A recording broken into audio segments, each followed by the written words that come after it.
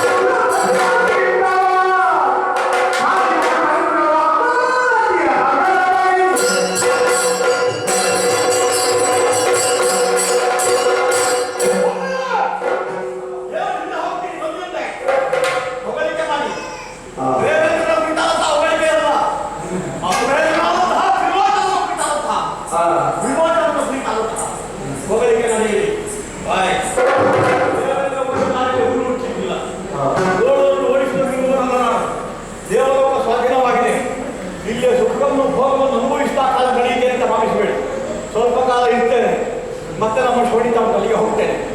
ಈ ಮಧ್ಯೆ ದೇವೇಂದ್ರ ಯಾರಲ್ಲಿ ಕುಂತಾನೆ, ಯಾರು ಬರ್ತಾನೆ ಎಂಬ ನಿರೀಕ್ಷೆಯೂ ಬೇಕು.